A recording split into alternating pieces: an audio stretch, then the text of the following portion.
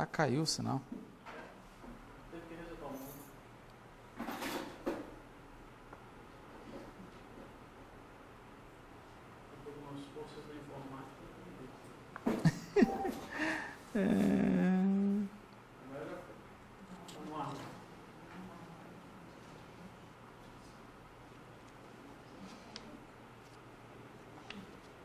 Podemos ir, né?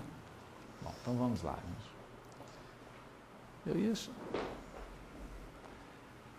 Nós, retomando então o Levítico, né?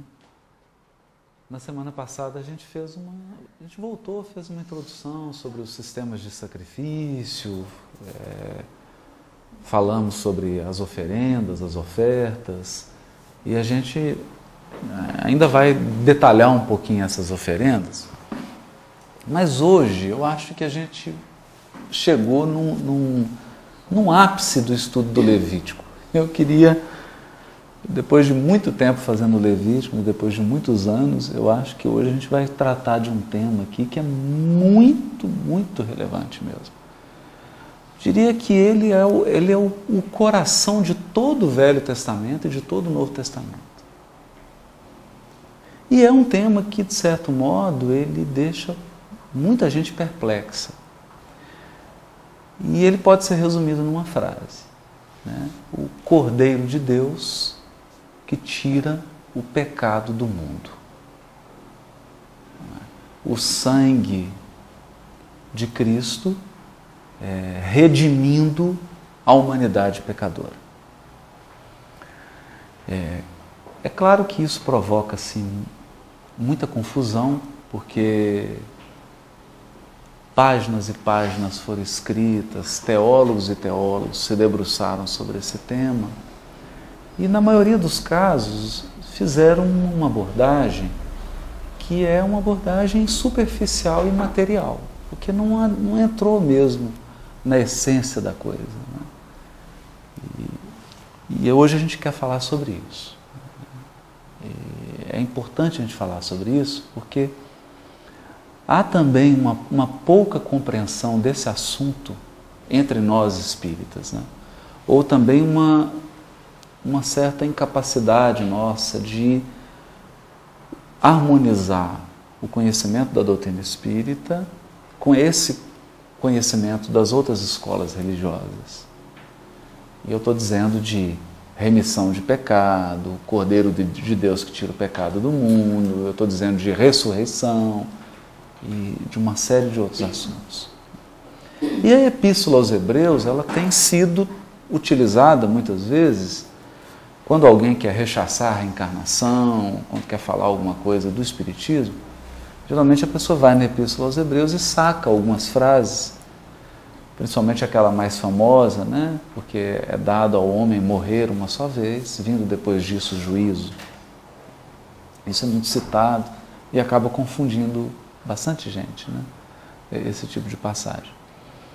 Mas quando a gente fizer essa reflexão aqui, a gente vai perceber que vai haver uma unidade de compreensão de todo o Levítico e de todo o Novo Testamento, que é a proposta da carta aos Hebreus. Quer dizer, quando Paulo escreveu a carta aos Hebreus, ele queria unificar, ele queria mostrar que a primeira revelação, ela necessariamente conduz para a plenitude da segunda revelação. A realização das finalidades da primeira revelação, atingir as finalidades da Torá e da primeira revelação, é chegar em Jesus. Se não chegarmos plenamente em Jesus, não se cumpre a finalidade de toda a primeira revelação. Então isso aqui é importante, e é por isso que Jesus diz, eu não vim destruir, eu vim cumprir. Mas o verbo que ele usa é o verbo de plerou, a ideia de que é um copo que você vai enchendo. Você vai enchendo até esse copo transbordar. Então, quando o copo transborda é porque preencheu, plenificou. Então, é isso que Jesus está dizendo. Eu não vim destruir, eu vim plenificar. Eu vim levar ao máximo. Mas aí algo precisa ser dito, né? E já está dito no primeiro versículo da carta aos Hebreus, que nós já comentamos aqui também, que Paulo diz assim: antigamente, Deus falou aos pais, quer dizer, aos patriarcas, aos que nos antecederam, às gerações que nos antecederam, no recebimento da revelação. Isso é importante a gente ter uma ideia disso, né? Quer dizer, não é tanto assim, nós estamos falando de 40 gerações para trás. Vamos considerar aí cada geração 100 anos? Estamos falando de 30, 40 gerações. E sem entrar no mérito de que nós estivemos reencarnando, né, em algumas dessas gerações. Né? Mas quando Paulo está falando dos pais das gerações, ele está querendo dizer de uma construção da humanidade, não da construção de um indivíduo. Individualmente nós podemos ter espíritos, como por exemplo Bezerra de Menezes, que já ultrapassaram a condição de necessitar nascer aqui. Mas o assunto não é uma conquista humana individual. O assunto aqui é uma conquista da humanidade enquanto coletividade. Do orbe enquanto grupo, conjunto. E pensando numa visão coletiva, nós somos herdeiros das gerações passadas. Que nós só estamos aqui agora podendo refletir sobre doutrina espírita, Velho Testamento e Novo Testamento, porque outras gerações nos precederam, mantiveram as tradições e, através do seu trabalho de escrita, de prática, de vivência, de comunidade, essas tradições chegaram até nós e nós podemos nos aproveitar delas e levar adiante. Olha que bonito isso. Só que o Paulo diz assim: antigamente Deus falou aos pais, aí vem aquela frase, polítropos, polímeros e polítropos. Polímeros, em vários fragmentos, e polítropos, em gradações diferentes, de maneira diferente. Porque para um você fala de um jeito, para outro você fala de um jeito. Às vezes você tem que comunicar um assunto. Para um americano você tem que falar de um jeito, para um brasileiro você tem que falar de outro. Vai ser o mesmo assunto, você adapta a expressão, o modo, embora a mensagem seja única. Mas o que chama atenção aqui é o polímeros. Quando a gente abre o livro dos Espíritos, e eles vão falar da evolução espiritual, seu Leão adorava isso, né? Fala lá assim: do átomo ao arcanjo. Do átomo ao arcanjo. E nós sabemos que as leis que vigoram no micro, vigoram no macro. Está lá quando Kardec vai falar dos atributos de Deus, não é? Ele diz assim, que a justiça, a soberana justiça, a bondade infinita de Deus se manifestam tanto nas coisas grandiosas como nas mínimas coisas. Porque a lei é única. Então, as leis que regem a intimidade de um átomo são as leis que regem as sociedades humanas. A lei divina é a mesma. Não muda, porque Deus é um. É um. É um só. Então, todas as leis universais já estão na experiência do átomo.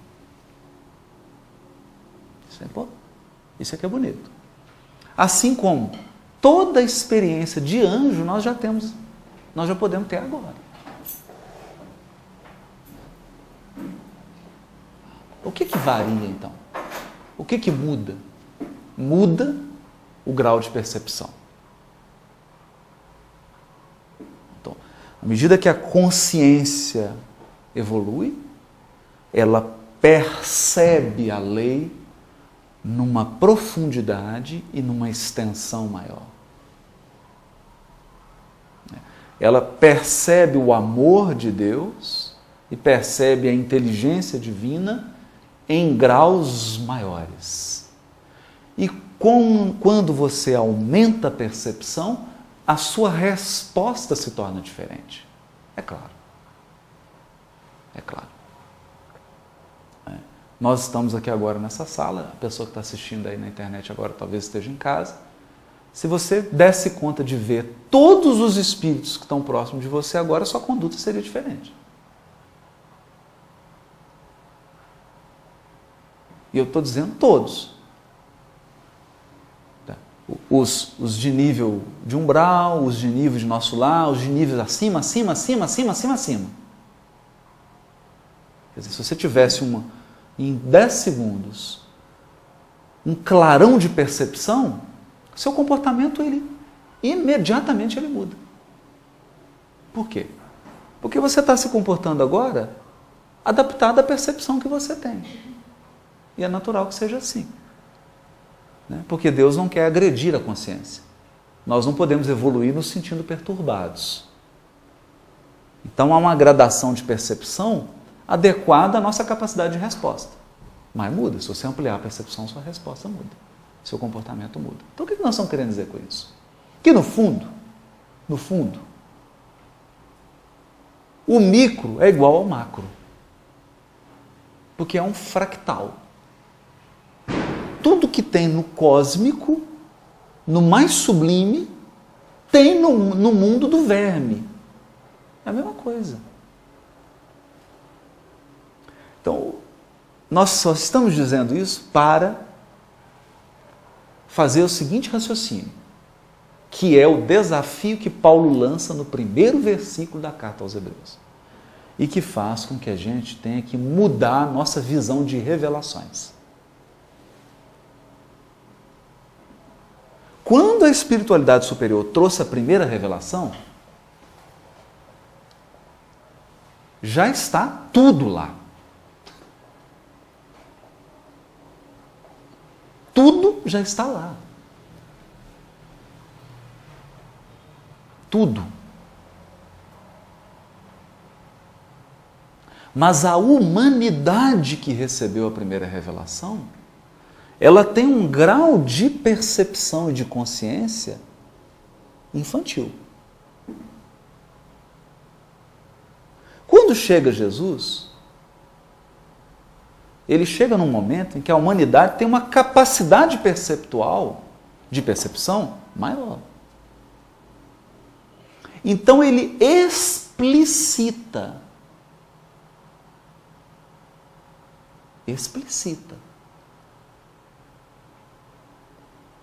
Que já está lá. Quando vem a doutrina espírita, o que ela faz? Kardec pergunta isso. Jesus viveu integralmente a lei divina, para que a doutrina espírita? Ele fala, porque Jesus falava de acordo com os costumes. Modo de expressão. Então a doutrina vem apenas explicitar. Já está tudo lá. E não pode ser diferente. Vamos dizer de uma outra maneira. Deus não dá partes. Deus só dá o todo.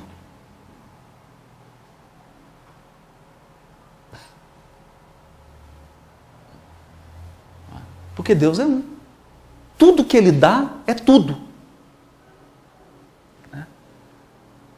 A experiência que Ele dá para a consciência espiritual que está evoluindo num átomo é todo o universo. Está ali no átomo. Acontece que aquela consciência que está estagiando ali não tem a percepção de um anjo, mas está tudo ali. Está tudo ali. O fragmento é o mesmo. Ele reflete o todo. Vai aumentando complexidade. Vai aumentando percepção. Então, ok, mas nós estamos falando disso por quê? O que nós estamos querendo dizer é que Ao estudar o sistema de sacrifício, o sistema de culto, o sistema sacerdotal, os rituais, a forma de dizer era uma, mas está tudo ali. Está tudo ali.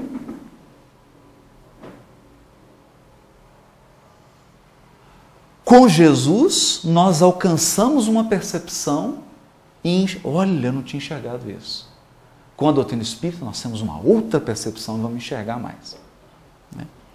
E é o que a gente pretende fazer agora. Mostrar isso. Demonstrar isso.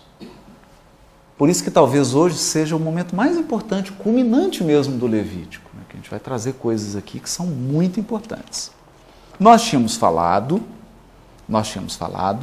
que todo o culto, toda a instituição do Velho Testamento, sacerdote, sinédrio, tudo, sacrifício, todo o culto, toda a relação com Deus, porque culto é relação com Deus. Eu estou falando culto, estou falando de ritual. Apenas. Ritual também. Porque para aquela consciência limitada ao ritual, enquanto ele vive o ritual, é a maneira dele viver a relação com Deus. E Deus respeita ele integralmente.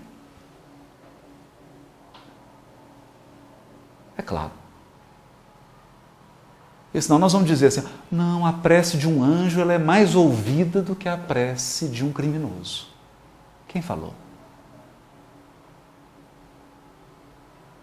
Quem falou? É a oferta, né? É a oferta. Não é? Então, naquele culto, é a experiência daquela criatura com Deus. Então é importante a gente entender isso. Todo o sistema de funcionamento do Antigo Testamento, todo ele, representa uma maneira de relacionar-se com Deus. Como é que isso funciona? Nós já dissemos aqui. Elementos ascendentes, um sistema de separações, você chega diante de Deus e depois um sistema descendente de ensinos e dons, dádivas e dons. Vamos revisar isso. Cada povo um filho, cada povo um filho. Israel, o primogênito, o filho mais velho. Por que o filho mais velho? Porque espiritualmente aquele povo capaz de ter uma experiência de Deus mais refinada. Por isso ele é o primogênito. Esse primogênito é separado.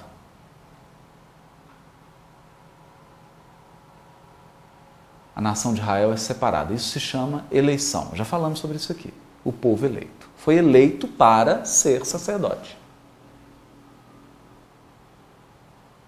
Para mediar a relação entre Deus e a criatura com os outros povos.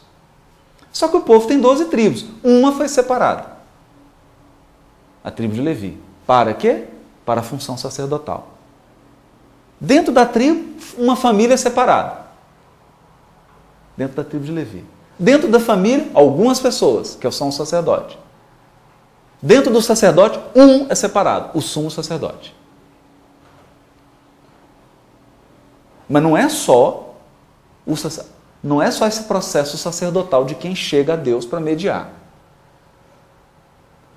A oferta também tem que ser separada. Então não pode ser qualquer animal, tem que ser um animal puro, tem que ser um animal sem defeito, um animal sem mancha.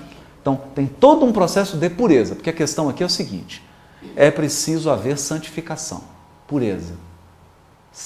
Tem que sacralizar. Daí a ideia de sacrifício. Sacrifício não é dor, não é o que você perdeu. Isso é a nossa visão atual.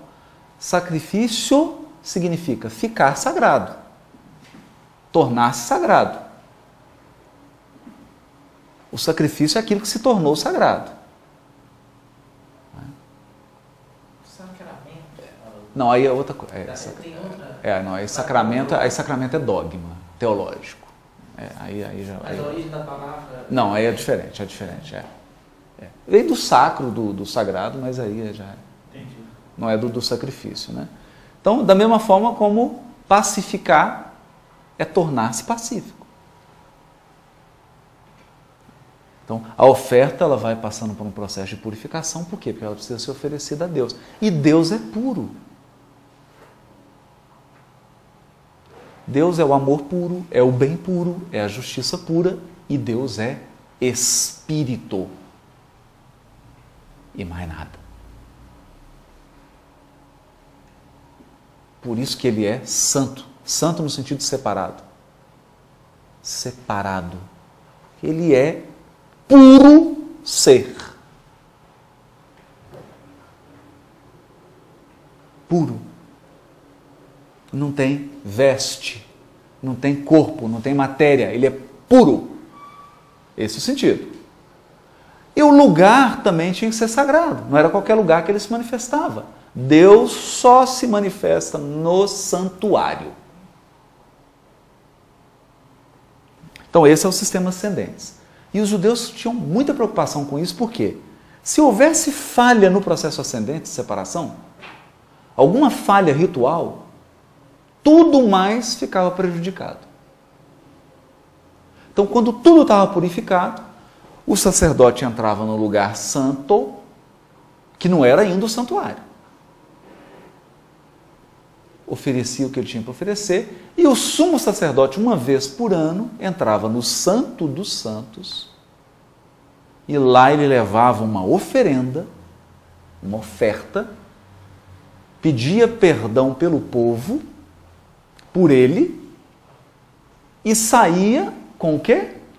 Com os dons, com as dádivas espirituais. Que são perdão,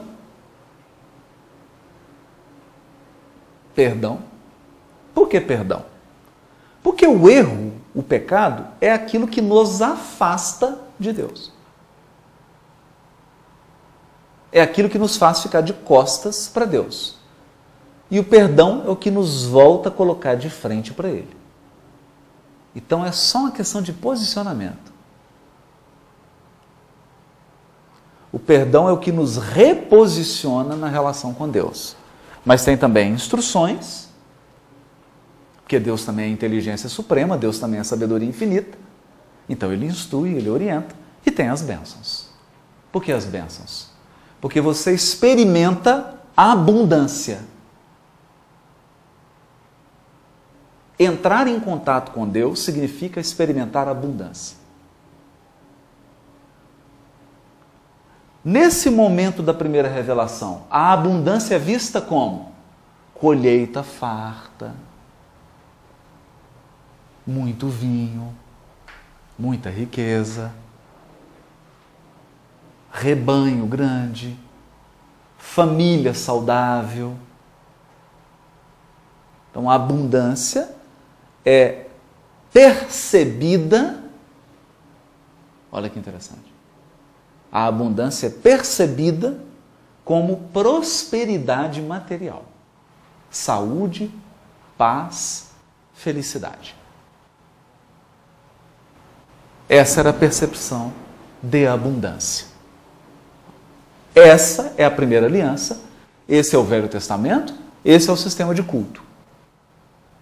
Então, errava, levava um animal, sacrificava, pedia perdão. Uma vez por ano, o sumo sacerdote entrava no tabernáculo. Tinha contato com Deus? Não. Tinha contato com a arca. Voltava para o próximo ano pedir perdão de novo e assim ia. O que a carta dos Hebreus, a carta aos Hebreus vai dizer? Vai dizer: por que eram oferecidos animais? Por quê? Por uma razão muito simples. Sangue, está lá em Levítico, é vida.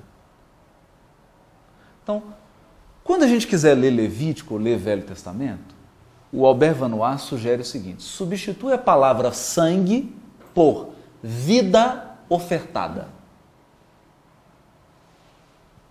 Então, por que o animal é imolado? Porque a vida dele tem que entrar no reino divino. O animal está no mundo material. Como que ele transpõe o material e entra no espiritual? Morrendo. Morrendo. Não tem outro jeito. É tanto que no sacrifício do Levítico não há preocupação com a carne. A carne é dividida para o sacerdote, dividida para o povo. Então, o importante é o sangue. É o sangue que é aspergido, é o sangue que é levado. Por quê? Porque o sangue é a vida que saiu da esfera material e foi para a esfera sagrada, que é onde está Deus. Porque Deus não está, nessa metáfora aqui, né? Nessa metáfora, Deus não é matéria. Deus não é material. O santuário divino é espiritual. É divino. Não é humano. Bom, mas aí vem as perguntas de Paulo. As perguntas para deixar todo mundo perplexo. O sangue aí ele tem a ver com a fonte, a água, Não. a vida em abundância. O sangue tem a ver com a vida está no sangue. Se você não derrama o sangue, a vida que está nele não vai para o terreno espiritual. É isso. A vítima, ela tem que ir para o trono de Deus. Como é que ela vai?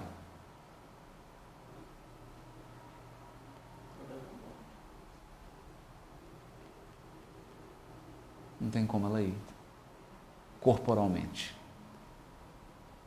Sim, mas o sangue ainda é material, né? Se você está pensando no líquido vermelho, sim. Mas se você está pensando na vida que está lá, que se desprende como uma fumaça que sai, né? Por que o cereal é queimado? Ele é queimado porque a fumaça sobe. O odor sobe. Entende? Por que o sangue é derramado? Porque a vida que está nele evola. E ela só evola quando ele é derramado. Não é o líquido. O líquido também pouco importa, tanto que ele é aspergido. Não é material. O sacrifício do Levítico estão nem aí para o que você pode tocar. E esse é o ponto. Esse é o ponto. Porque não é isso. É a vida que evola da vítima. A vida que foi ofertada e que subiu a Deus. Esse é o sacrifício. Curioso, né?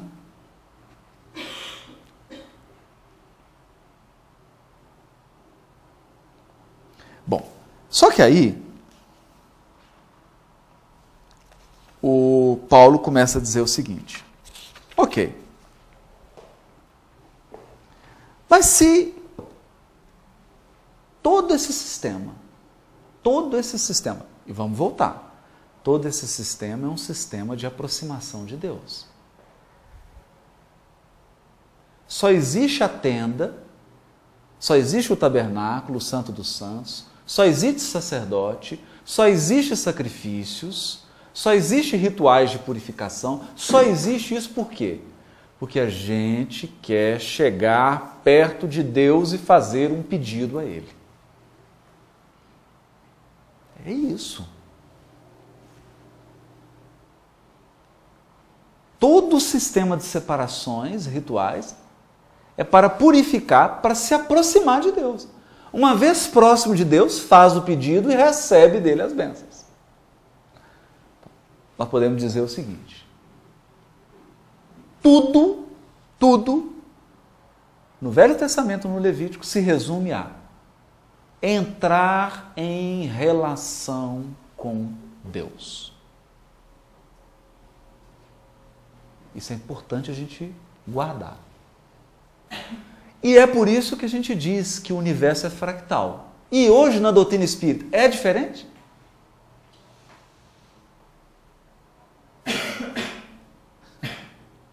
É diferente.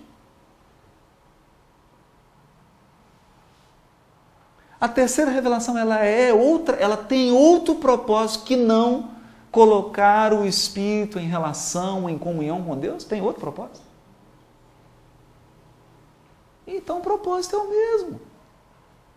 Já estava lá.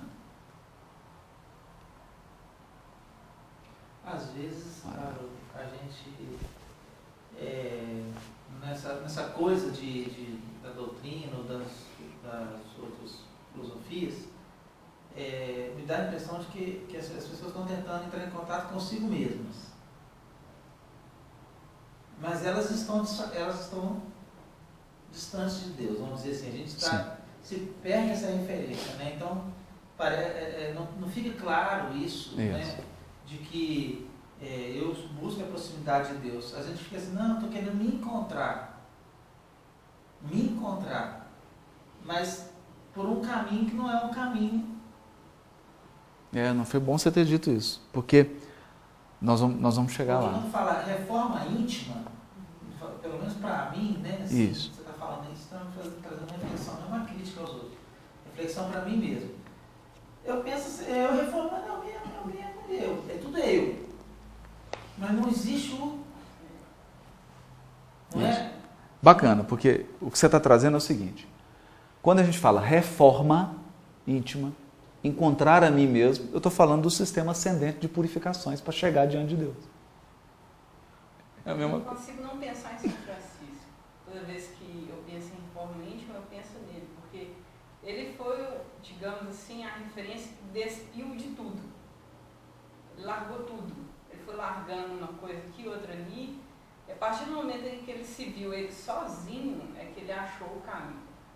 Então, para mim, assim, de todos esses, igual você tinha falado acho que foi 2 semanas atrás, o despir-se, que eu acho que esse é. A partir do momento que você vai abandonando o seu desejo para seguir a rota que Deus te traz, sim, você está no caminho. Mas você está na metade do caminho. Na metade? Por que não? Porque você está só no sistema de separações. Se você está se despindo, abrindo mão, tirando, você está fazendo o quê? De vários povos, um foi separado. De 12 tribos, uma foi separada. Dentro da tribo, uma família foi separada. Dentro da família, um sacerdote. Dentro dos sacerdotes, um sumo sacerdote. Do sacrifício, dos animais, aquele que é puro. Aí eu vou separando. Dos objetos, aqueles objetos são destinados ao culto. Eu estou num processo de separações, santificações e purificações. Para quê? Para me aproximar de Deus. Porque depois que eu me aproximo dele, o que ele faz comigo? Me enche de abundância e de dádivas. Esse é o ponto. Então vamos lá. Vamos voltar, senão a gente perde, porque a gente avançou muito. Vamos seguir o caminho aqui. Por que eles estão lá sacrificando animal, estão com essa preocupação com a pureza ritual? Porque ela implica santificação. Não é qualquer mão. As minhas mãos têm que estar purificadas para oferecer o sacrifício. Não é qualquer veste. As minhas vestes têm que estar purificadas. Não é? O que eu estou querendo dizer é o seguinte. Quem estava lá lavando mão, olhando o animal, cuidando de tudo, se você olha de fora, dá a impressão de que ele está preso só ao exterior. Mas há um profundo anseio psicológico em todo esse caminho. Qual é o anseio psicológico? Pureza. Pureza. Ele queria se sentir puro e santo para se aproximar de Deus. Porque essa é uma exigência de Deus. Que o povo não venha até mim, porque se ele vier, ele não vai suportar. Deus é tão puro, Deus é tão bondade, Deus é tão sabedoria, que ele cega. Olhos despreparados. Então é preciso seguir um procedimento que prepara para o contato com Deus. Ok? Mas por enquanto nós estamos aqui no velho. Vamos esperar um pouquinho. Vamos esperar um pouquinho. Então isso era feito lá. Só que aí o Paulo faz a seguinte reflexão. Ok. O sacerdote, o sumo sacerdote, fez esse trabalho todo e ofereceu. Fez oferta. Pediu perdão. O que acontece com ele depois? Nada.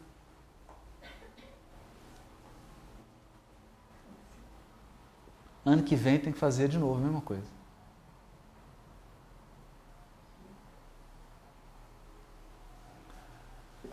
O sujeito vai lá, oferece o novilho, todo o rito, o sacerdote vai, purifica a mão, faz tudo, oferece lá o boi, o sangue, está perdoado o pecado, a pessoa volta, o que acontece com ela?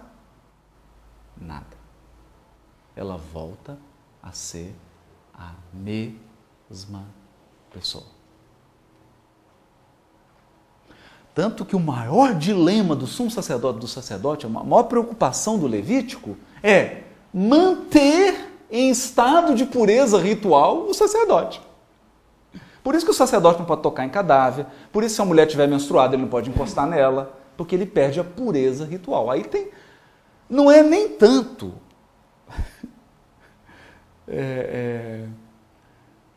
uma pureza moral, não é isso. É a trabalheira que dá para purificar de novo. É o trabalho que dá. Imagina você ter que gastar 8 horas para tomar banho e ficar limpinho. Aí você fala, você não vai pegar só uma estradinha de terra ali, 3 minutos, você fala, pelo amor de Deus, faz isso não. Começar o processo todo de novo. Então daí o medo do sacerdote, tocar no cadáver, porque são elementos que tiram-lhe a pureza ritual. A questão é, por mais que ele se purifique ritualmente, a verdade é que ele não viu Deus, ele não se transformou, ele não saiu do mundo material, ele não se libertou daquilo que o torna impuro.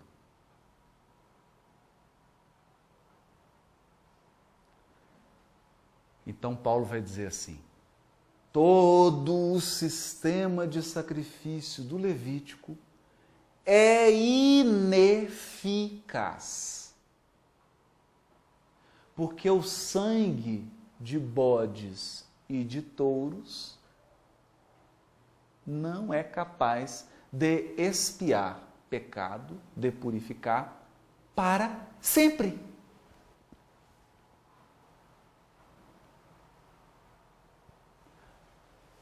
Paulo raciocina assim, se você faz algo perfeito, precisa repetir? Está perfeito, né? Eu preciso aperfeiçoar o que é perfeito?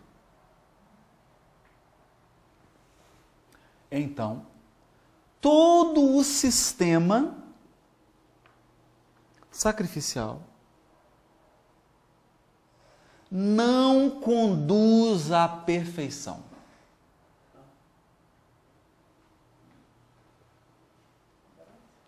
Não conduz à verdadeira comunhão com Deus.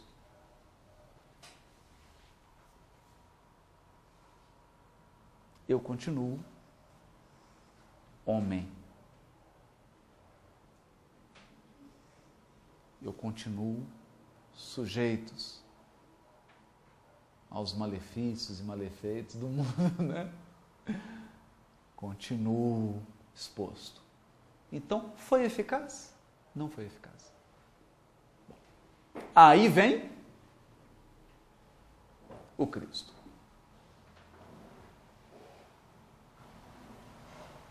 O que tem de diferente agora?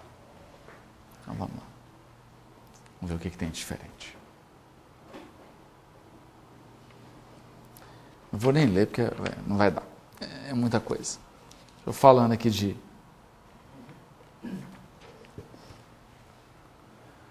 Quando chega o Cristo, a primeira coisa que ele mexe no sistema de separações. Sistema de separações. Não há separações. Não tem mais sacerdote da tribo de Levi, não tem mais família sacerdotal, não tem isso. Ele é um sacerdote da ordem de Melquisedeque, sem pai e sem genealogia. O que significa dizer isso? Como é que você sabe que alguém é da família sacerdotal? Você tem que olhar a árvore genealógica dele. A árvore genealógica é a certidão de nascimento, pela qual eu vou avaliar se você pode, se você não pode. Por exemplo, na nossa lei, na nossa Constituição, só pode ser presidente da República o brasileiro nato. Um brasileiro naturalizado não pode candidatar-se a presidente da República. Então, se você vai se candidatar a presidente da República, a primeira coisa que o Tribunal Superior Eleitoral exige de você é a prova de que você é brasileiro nato e não naturalizado. Quando você queria ser sacerdote, o primeiro documento que era exigido de você é a prova de que você é de família sacerdotal. Não é? Só que Jesus não tem pai, não tem mãe de família. Ele não é da família sacerdotal.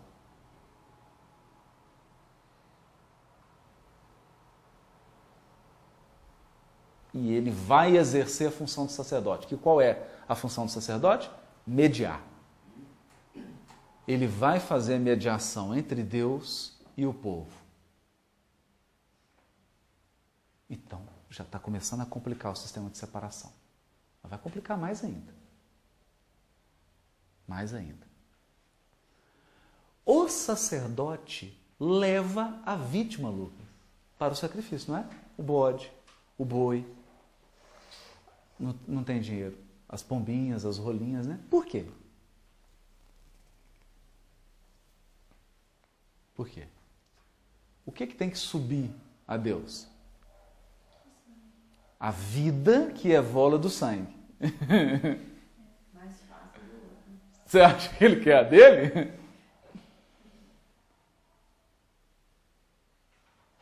Vai um substituto, né? Vai ele? Não vai ele. Não vai ele. Paulo teve que fazer os sacrifícios, né, e falar as pombas. Era mais por uma questão de que ele não tinha dinheiro e foi, né? É porque não tem dinheiro. Porque o sentido era o mesmo. Os homens no caminho, né? Não tinham dinheiro para comprar um novilho, né? Aí oferece. Então, a questão é, se eu ofereço um bode, o bode vai. Não sei se é para Deus, mas vai. E o ofertante vai? Não. Ele se transforma? Não. O ofertante não se transforma. Só que aí veio Jesus e se ofertou.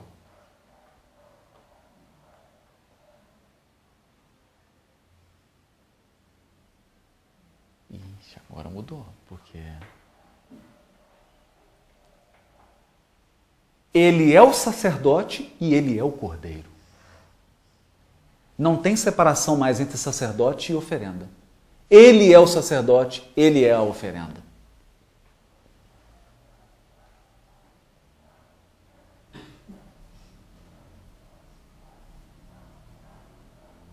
Então, alguma coisa está acontecendo. Se eu mudei a oferenda, eu mudei a aliança. Porque se eu mudo o culto, eu mudo a aliança. Porque foi... Vamos lá. Primeira aliança de Deus com o homem. Né? A primeira, assim, no âmbito de Israel. Abraão é um arco-íris, né? E aí vem as exigências da aliança, que era o culto de Abraão, que era um culto familiar, que era o culto à mesa, o culto do compartilhar a mesa. Mas quando você chega com Moisés, por exemplo, como é que é a aliança? A aliança no Sinai, ela implica em leis escritas na pedra. Fora. E um culto. Se a lei está fora, o culto está fora.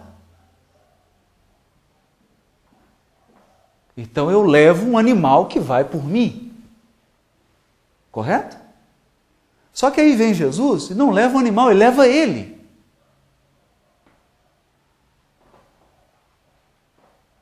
O que ele está dizendo? Profecia de Jeremias. Eis que farei uma nova aliança e inscreverei as minhas leis no coração.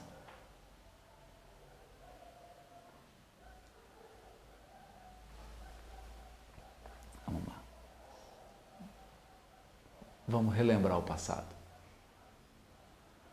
Tomai e bebei todos vós.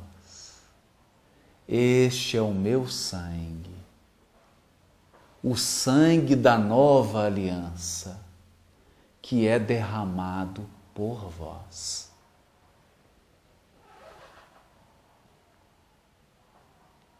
O que significa isso? Uma nova aliança. Só que agora não tem lei na pedra mais, tem lei no coração. Se a lei está dentro, não tem oferta fora, a oferta é o próprio ofertante. Se é o próprio ofertante, não é a vidinha do bode que sobe, agora é a vida do sacerdote que vai. É ele que vai. Tanto que depois que ele faz a oferta, ele deixou o mundo. Tem de bom ânimo. Eu venci o mundo. Então, é para sempre. Não precisa repetir.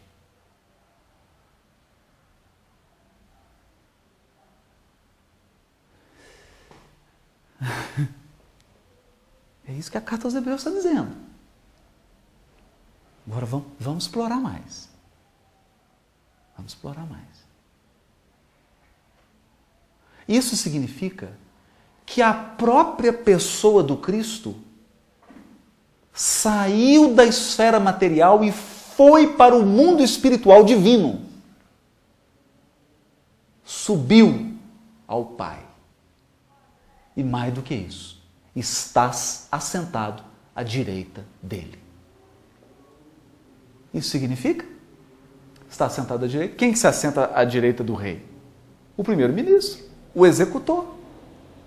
O que é o governador espiritual do orbe? É o primeiro-ministro de Deus na terra. Ele age em nome de Deus. Então ele é o braço direito de Deus. Então Jesus foi.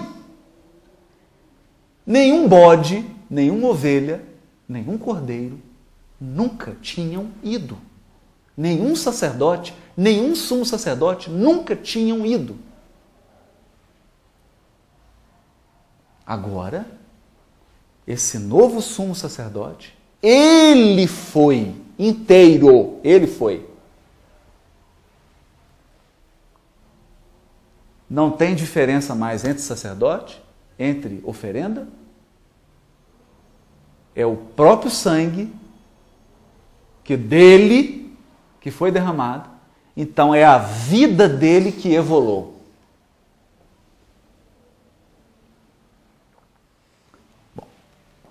Está todo mundo preparado? Porque está só começando. Está só começando.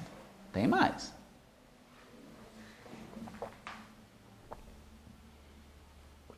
Tem mais. Agora não tem mais lei na tábua. A lei agora está no coração. E aí o Paulo vai fazer uma outra reflexão.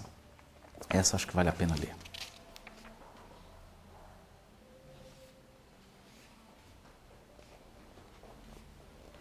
Hebreus 9, versículos 8 a 10. Querendo com isto dar a entender o Espírito Santo, o Ruach Kodesh, né, o Espírito Santo, que é Deus, que ainda o caminho do santo lugar não se manifestou, enquanto o primeiro tabernáculo continua erguido. Vou explicar isso aqui. É isto uma parábola para a época presente. E segundo esta, se oferecem tantos dons como sacrifícios, embora estes, no tocante à consciência, sejam ineficazes para aperfeiçoar aquele que presta o culto. Oferecer animais não aperfeiçoava quem prestava o culto.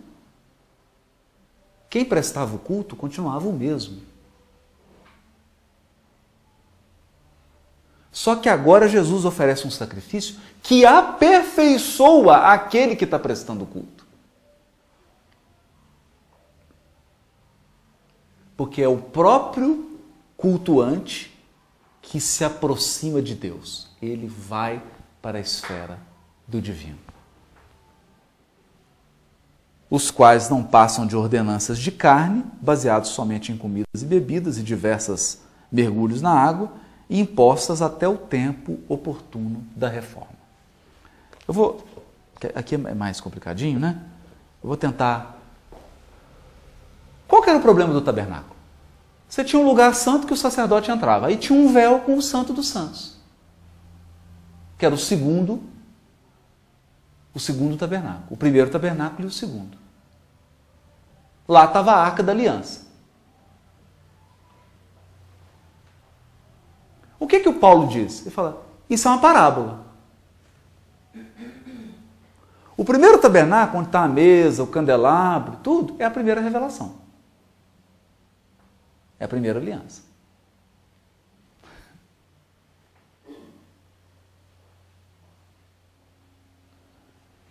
Entrar no segundo tabernáculo, só o Cristo. É a segunda. Mas é só entrar.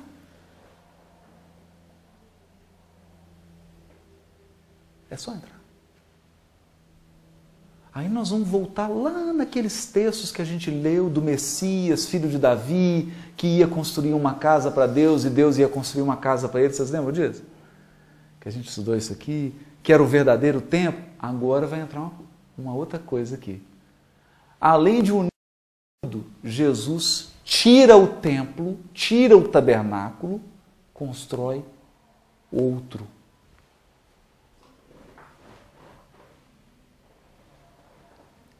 Qual?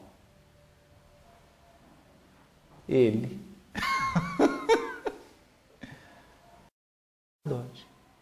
Ele é a oferta. Ele é o tabernáculo.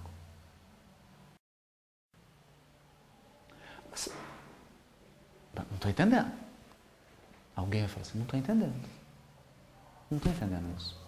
Porque o tabernáculo não é o caminho para chegar no santuário? O tabernáculo não são as tendas? Eu não tenho que entrar lá para chegar lá no santuário onde está Deus? Então você está querendo dizer que Jesus é o caminho? É. E mais. A verdade é a vida.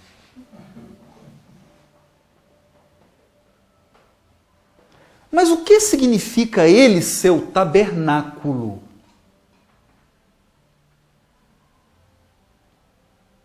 Significa que, ao morrer na cruz, ele construiu um novo tipo de homem na terra, inclusive com um novo corpo, mais aperfeiçoado que um perispírito. Um perispírito é outro modelo. É Fusca BMW, não tem nem comparação.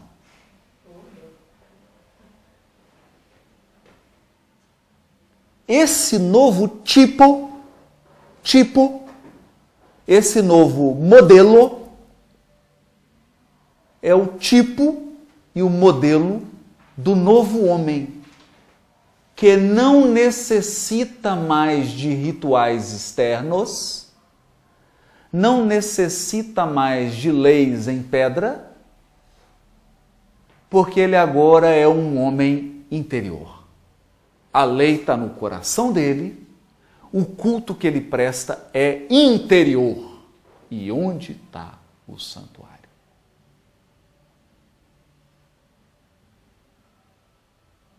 Na consciência. Por quê? Porque onde está a lei da primeira aliança? Na arca da aliança que está no Santo dos Santos. Onde está a lei da segunda revelação? Não tem mais arca, não tem mais pedra, não tem mais tabernáculo. Onde que ela está? Na consciência.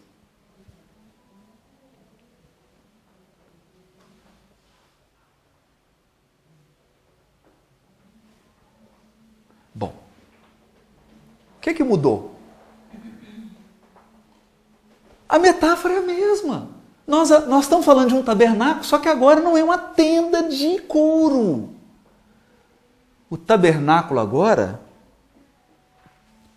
é meu corpo.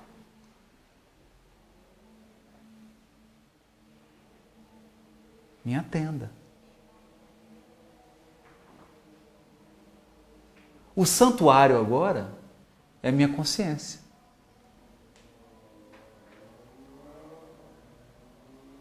E o sacrifício agora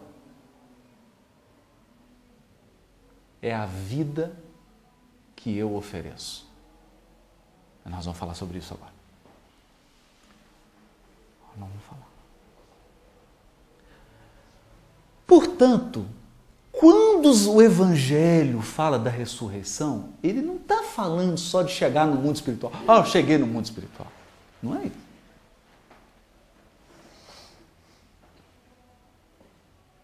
Não é isso.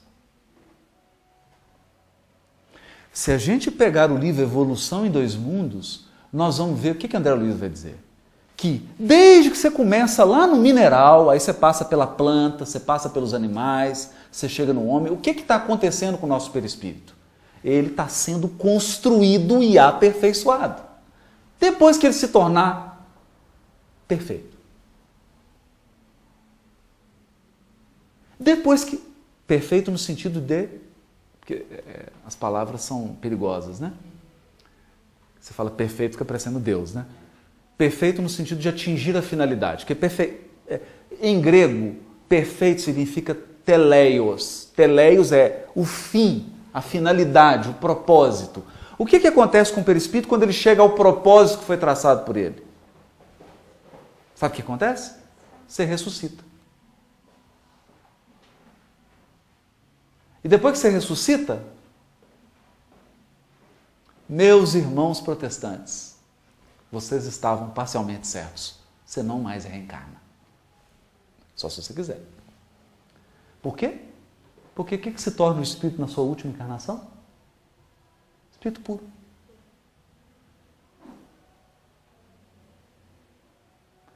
Então, o que Jesus fez, na verdade, foi aperfeiçoar e nos deixou pronto. Esse caminho está prontinho já. Agora nós vamos seguir e teremos uma nova humanidade, um novo homem. Esse novo homem vive essa estrutura aqui, ascendente de separações e descendentes, mas tudo dentro. Tudo dentro. Tudo dentro. E qual a característica do sacrifício de Jesus? Então agora nós já entendemos. Alguém está com a dúvida aqui sobre o sangue, o sacrifício, que ele é o tabernáculo? Por isso que lá em Samuel estava dito, eu construirei uma casa para mim, meu filho me construirá uma casa. E é por isso que Estevão diz, Deus não habita em tabernáculos feitos por mãos humanas. É isso que Estevão estava dizendo, lá no capítulo 7 de Atos. E aí o Paulo vai dizer, olha que bonito que o Paulo vai dizer. O tabernáculo e o sistema de sacrifício e o sacerdócio do Velho Testamento é um esboço do desenho. Esboço. Que às vezes algumas traduções colocam sombra, mas não é isso. Esboço é melhor. Era um esboço. Como é que fala primeiro? O protótipo, né? Não, o croquis. O croquis. O rascunho. O croquis, o rascunho do que é perfeito. Porque quando você faz o croquis, você está imaginando que o desenho definitivo, com a arte final, você atingiu o fim. Perfeito no sentido de que você chegou ao que você queria. É isso aqui. É isso aqui. Está acabado. Está finalizado. E é isso que o Paulo vai dizer. O tabernáculo velho, a tenda, é croquis. O novo tabernáculo, que é o corpo de Cristo, é modelo. O homem primeiro, Adão, é croquis. O novo homem é o tipo perfeito, acabado. O primeiro tabernáculo e o segundo tabernáculo era um caminho provisório, que levava provisoriamente a um tipo de relação com Deus. O Cristo é o caminho definitivo, por isso que ele é guia, por isso que ele nos leva a Deus. Há uma relação, já não é mais arco-íris, já não é só arco-íris, é comunhão com Deus. Mas por quê? Qual a qualidade?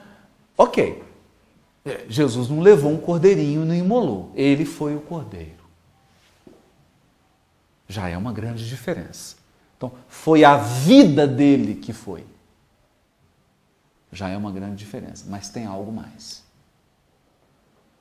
Tem algo mais no sacrifício de Jesus que foi capaz de eliminar o pecado da terra. Agora eu estou parecendo pastor, né? A morte de Jesus na cruz tirou o pecado da terra. Nossa Senhora! Está gravado isso. Por quê? Porque o pecado, nessa dimensão da carta aos Hebreus, o que é pecado? Não é você fazer uma coisa errada.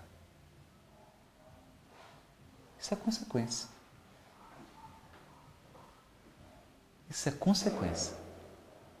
E para consequências, a lei de ação e reação. Quem administra consequências é a lei de ação e reação. Pecado não é consequência, pecado é causa.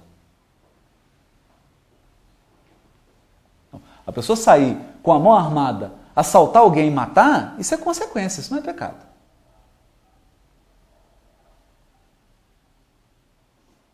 Para essa consequência existe uma lei de ação e reação que vai corrigir. Qual que é a causa? A causa, o pecado, é a ausência de comunhão com Deus.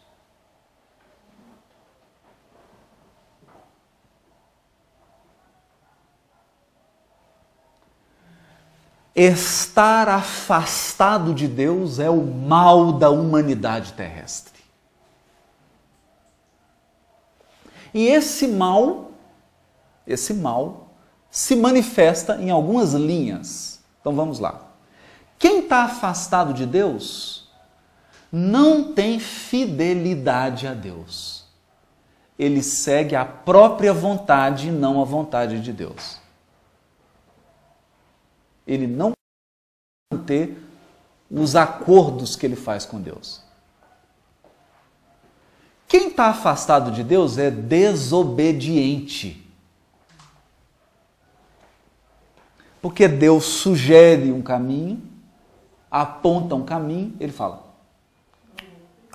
você é perfeito, você sabe de todas as coisas, você quer o melhor para mim, mas eu quero o pior para mim. Porque eu prefiro o pior, mas prefiro decidir. Porque o que eu não suporto é perder o controle.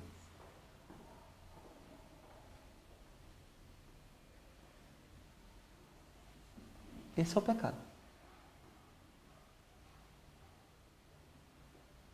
Esse é o mal. Esse é o vício da humanidade terrena.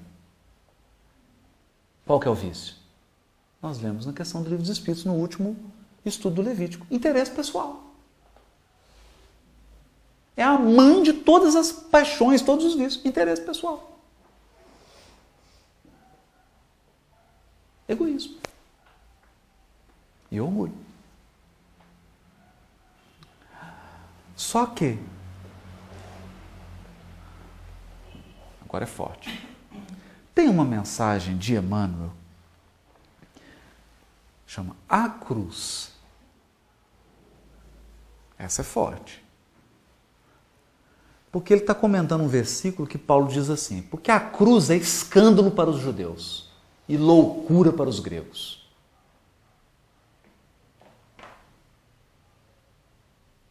E ele começa dizendo assim: da cruz no Calvário desceu uma voz a princípio incompreensível.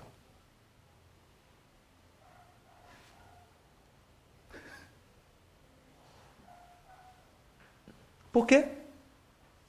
Por quê? Eu vou resumir. Oi? A mensagem da cruz, né? Não, eu acho que chamar a cruz. Só a mensagem da cruz. A gente já fez não tem uns 7 minutos ainda sobre isso. Tem uma referência que a gente fez, mas não tem ainda. É bom que o pessoal pesquisa aí. Então, olha que interessante. Por quê? Porque a cruz significa todo o seu interesse pessoal anulado.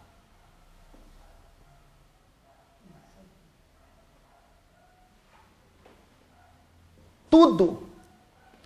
É tão profundo que Emmanuel diz assim: com a cruz, Jesus quis nos mostrar que o eu, entre aspas, que o eu não se dirigirá a Deus sem uma profunda transformação.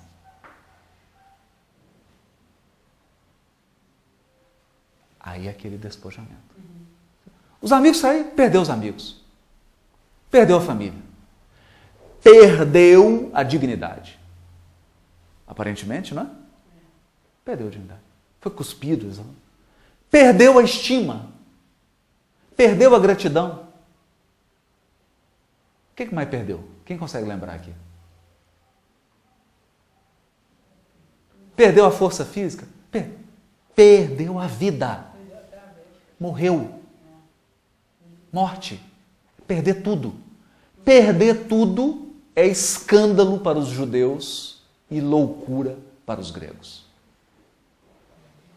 E não tinha como receber as abundâncias, né? Isso aqui é bonito. A abundância é depois. Porque Jesus na cruz é o sistema de ascensão. Aí ele chega a Deus. Aí agora vem a abundância plena. Por isso que é a aparente perda.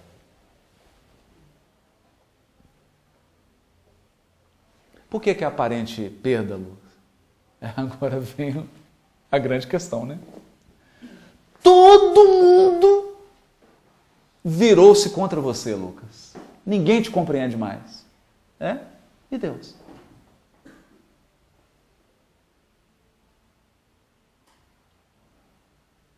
Quando que Deus vai deixar de te compreender?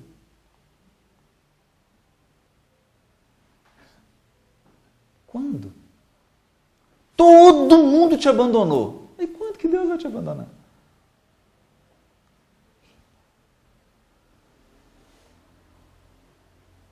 Todo mundo deixou de te amar. E quando que o amor infinito de Deus vai deixar de te envolver? Todas as pessoas que você feriu estão te acusando. E quando Deus vai deixar de te perdoar? Ele te ama incondicionalmente, não importa o que você faça.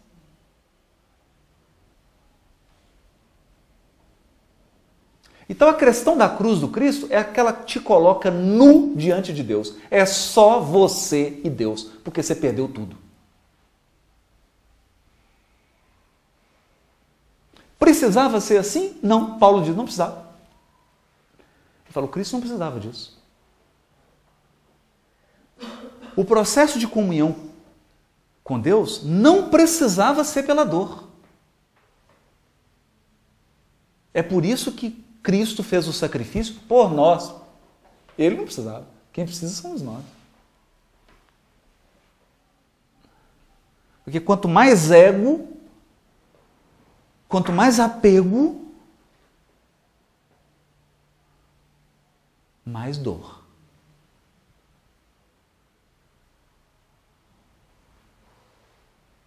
Esse é o ponto. Então, quando Jesus perde tudo, agora, ele diz assim, Pai, eis que te entrego o meu espírito.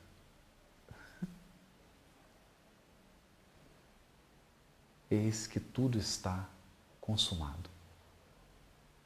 O que está consumado? O processo supremo de aperfeiçoamento das almas. Nós não estamos falando de comunhão com Deus? Qual que é o processo supremo de comunhão com Deus? Amar a Deus sobre todas as coisas.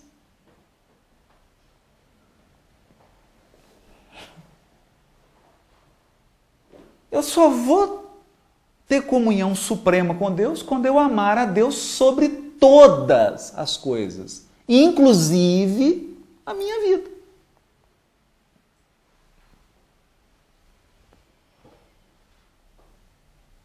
E isso leva a quê? Ao ato máximo de obediência. Pai, se possível, afasta de mim esse cálice. O que Jesus está querendo dizer? Que nós vamos sentir medo, nós vamos ficar com medo de morrer, nós vamos ficar com medo de perder, nós vamos ficar carente, vamos ficar querendo a aprovação das pessoas, vamos ficar querendo aplauso, uma compreensão. Se possível, afasta de mim esse cálice, mas que seja feita a tua vontade e não a minha. Então, esse ato de suprema obediência é o remédio homeopático que corrige o pecado do mundo.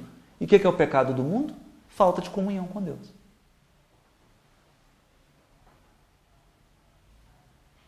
Então o que o Paulo vai dizer? O sacrifício de Jesus anula, não precisa mais templo, precisa tabernáculo, precisa cordeiro, não precisa mais nada. Acabou tudo, certo? O Paulo disse assim, olha, gente, o negócio é o seguinte, eu vendi aqui camarão com casca, mas agora, um novo restaurante, camarão sem casca. Fecha esse. Não tem mais necessidade. Porque agora, o culto a Deus é imitar o guia, modelo e tipo mais perfeito. Esse é o culto a Deus.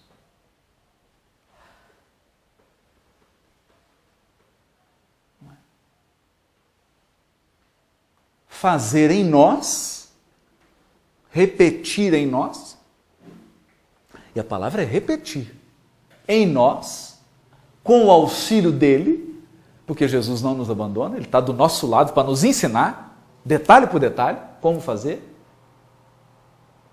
e para nos dizer, tem de bom ânimo. Eu passei por isso, eu sei como é que é, dói, né? Dói mesmo, fica tranquilo. Eu sei o que é. Eu te compreendo. Eu te entendo. Então agora nós temos o pai e o irmão mais velho.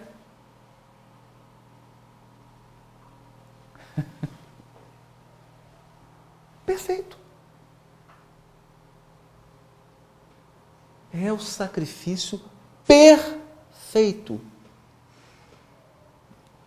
Ok, o Paulo vai dizer o seguinte: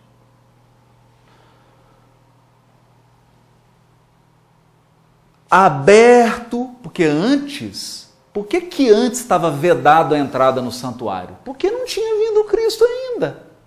O que era perfeito não tinha se manifestado. Agora, o perfeito se manifestou. O guia e modelo da humanidade se manifestou para o mundo. Então agora existe um santuário. Por isso que João coloca lá, quando Jesus desfaleceu na cruz, rasgou-se o véu do santuário. O que rasgou o véu? Está aberto o Santo dos Santos agora, pode entrar qualquer um. Não tem mais separação. Então, nesse sentido, o processo de reforma íntima, o processo de eu me encontrar, de eu voltar para dentro de mim, é metade do caminho. Porque depois disso eu tenho que fazer um outro processo, que é o processo da obediência perfeita, da entrega máxima, da fidelidade suprema. Esvaziar as minhas mãos para que Deus possa enchê-la de dádivas. Porque as nossas mãos estão cheias de riquezas, do eu. Estão cheias de riquezas nossas, do nosso eu. Do que a gente tomou à força, ganhou, conquistou, ganhou de presente, mas do eu. Tem que esvaziar a mão para receber as bênçãos. E aí ela é abundância. Entendeu? Então o processo de Francisco de Assis de abdicar de tudo é metade do caminho, porque Deus é a abundância infinita. Infinita. O maior milionário da Terra é um mendigo nas esferas superiores. O que ele tem não é nada. Ele não sabe o que é riqueza. E a gente fica se apegando assim, a questão da obediência a pessoas, né? Pessoas, a situações e a situações. E aí, Sheila, o santuário é a consciência. Então, o ato supremo de obedecer a Deus é obedecer a sua consciência. Mesmo que todas as pessoas ao seu redor estejam contra você. É desafiador. É desafiador. E quando você fala, né, do exemplo de Jesus, que ele foi o mestre, né? Ele é o mestre. É o mestre. Ele é o educador, né?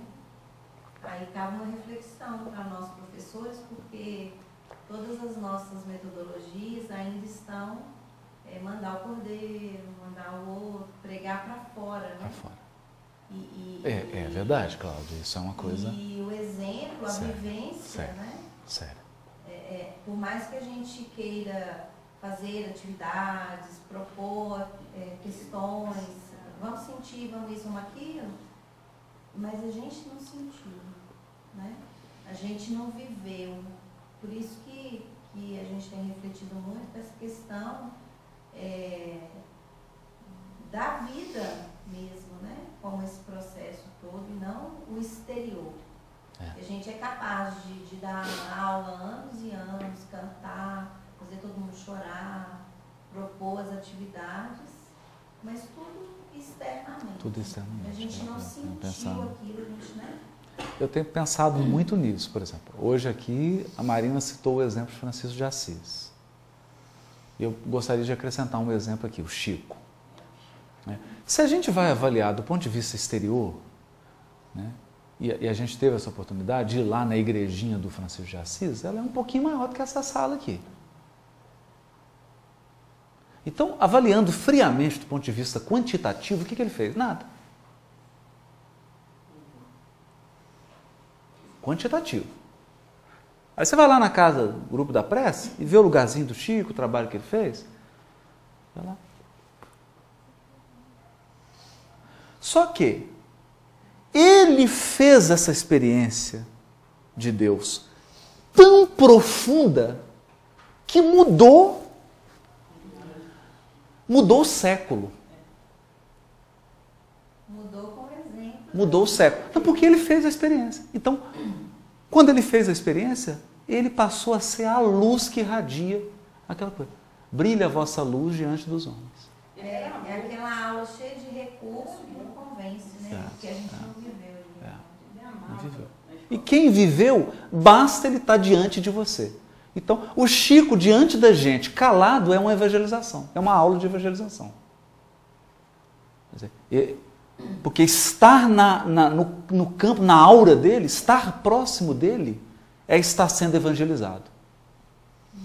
Né? Porque a experiência que ele fez arrasta para esse processo. Né? Então a gente tem pensado o seguinte, a gente tem meditado muito sobre isso. Né? Qual que é o elemento evangelizador? Não é? O Jesus dizia assim, o que é a boa nova? O que é o evangelho? Né? Porque o evangelho é boa notícia, evangelion, a boa notícia. Qual que é a boa notícia? O que é o evangelho? Aí Jesus dizia, o reino de Deus está próximo. O reino de Deus. Essa é a boa notícia. Esse é o evangelho. Se alguém perguntar assim, o que é o evangelho? Tem uma notícia boa para te dar. O reino de Deus está próximo.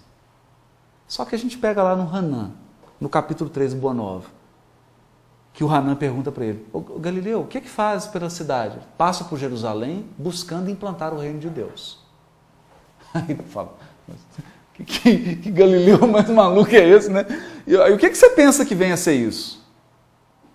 O que é o reino de Deus? Ele fala, a obra divina no coração dos homens.